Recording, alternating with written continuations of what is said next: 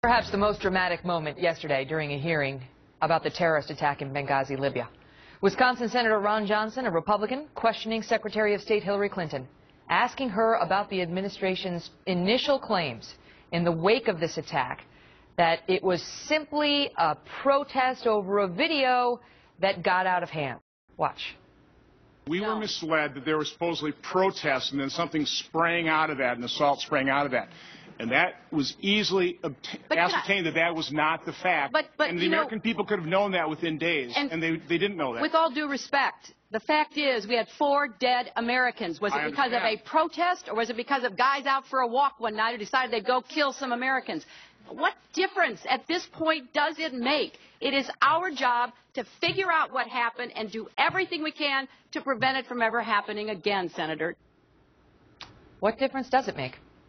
Joining me now, Simon Rosenberg. He's president and founder of NDN, a think tank and advocacy organization, also former campaign advisor to President Bill Clinton.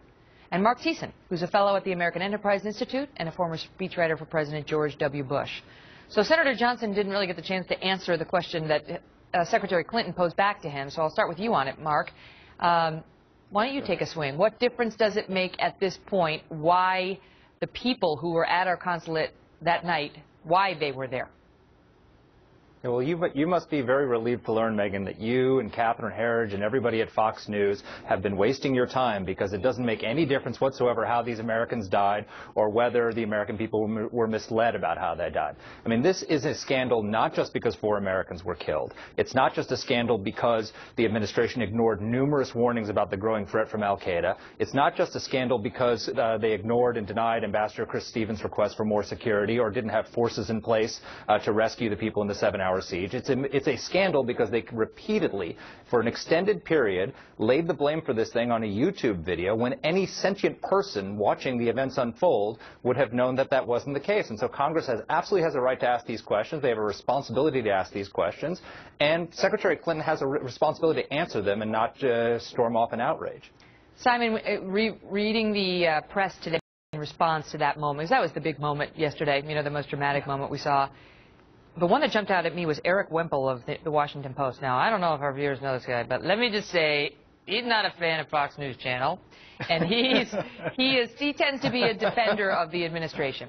Yeah. And he writes about this moment, saying it absolutely does make a difference, Secretary Clinton, saying the trustworthiness of the administration's versions of the events, even the early one, makes a difference. Whether it was hardcore terrorism or a spontaneous attack or something else, that makes a difference, too, with strong implications for intelligence accountability. Your thoughts? Well, I think you know what I'm going to say, Megyn, but I think that I agree with Secretary Clinton on this. And the reason why, and I've said this on your show many times, is that the administration didn't mislead anybody. And the assertion that they have, I think, is just false. And the reason why is that what Susan Rice said 5 times on the air, you can go look at the transcripts, she said they were violent extremist militants who conducted these attacks. Where there was confusion about was whether or not there were protests and how it all happened, but what there was no confusion about ever by any administration official at any point during the course of any of this was the nature of that it was violent extremists who conducted the attacks. That's what matters. That they got right. There was some confusion during her TV appearances about whether there were protests or not. But at that moment, remember, in dozens of cities throughout the Middle East, there were protests going on. It was a reasonable thing to have gotten confused about. On the thing that mattered, there has been no confusion. And the Republicans have played too much politics on this for too long. I thought she did a great job yesterday. But doesn't it matter, Mark, even if it's, you know, even if they were wrong about the protests initially, if it was a good faith mistake, doesn't it matter whether it was simply a protest that spun out of control or whether it was a pre-planned terrorist attack meant to get building up over months as the ambassador was begging for more security and warning that al-Qaeda was on the rise? I mean, the two narratives are very different and would lead to a different response by the United States. Yeah, it matters very much, and I will posit that Simon may very well be right that this wasn't an intentional cover-up of some kind. But there's actually a more disturbing possibility, which is that the administration had bought its own spin. That they've been telling us during this whole period that al-Qaeda was decimated, that they were on the run, that they'd killed bin Laden and put al-Qaeda on the run, and it didn't comport with their narrative that al-Qaeda had launched a major attack that killed an American ambassador on the anniversary of September 11, 2001. And they're still selling this narrative. I mean, President Obama said in his inaugural address this week that a decade of war is coming to an end. Well, they forgot to tell al-Qaeda. Al-Qaeda killed 4 Americans in Libya. They just killed 3 Americans in Algeria. Al-Qaeda is on the rise in Mali. Al-Qaeda is on the rise in Syria. Al-Qaeda is on the rise in Somalia. Al-Qaeda is on the rise in Yemen. They're making a comeback in Iraq. They are not decimated. They are resurgent. And we are in a long-term war on terror. And we need to treat it as such. And this administration's paradigm of withdrawal and retreat does not comport with the reality. So it's possible they simply just didn't want to believe what had happened to them and were in denial. Where was the moment in this whole thing, Simon, where the administration just came out? I mean, this could have been put to bed long ago in most circles if they had come out and said, let us come clean. We thought it was a protest because of everything you just said, Simon. You know, all the stuff that was going on in the Middle East and what we saw in Egypt and so on in the weeks before. We were wrong. Our intel was wrong. We had conflicting reports. We didn't want to go with the terrorist report because that's raising it to another level. We weren't ready to do that. We were wrong to definitively blame it on a protest, and we shouldn't have suggested that before we knew. And so that's our accountability to you. And now that we're all on the same page, now we go forward in figuring out how to get who did it and why.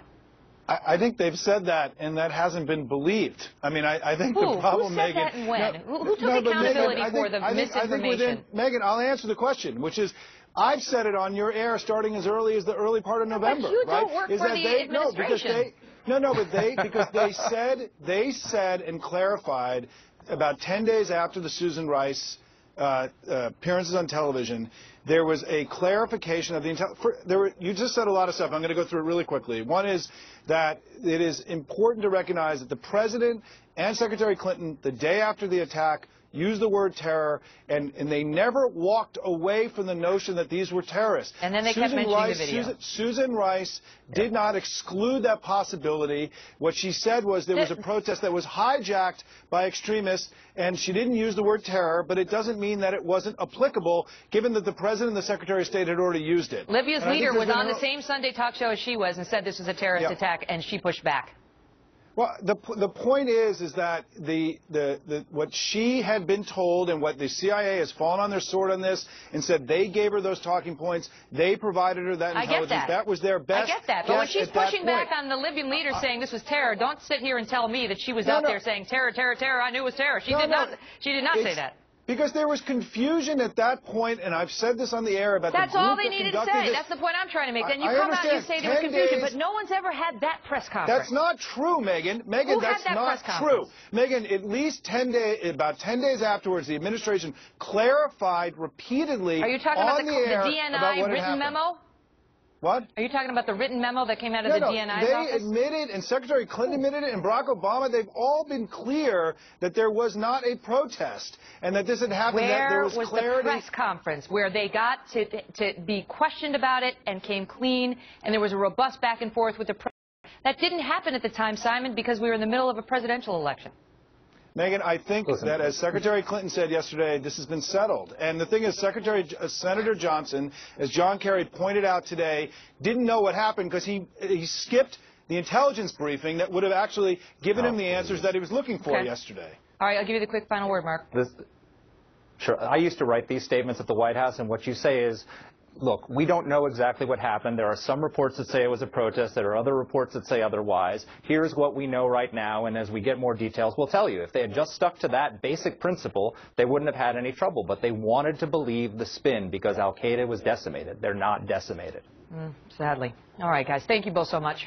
Sure. Thanks, Megyn. Thank you. Up next, serious question.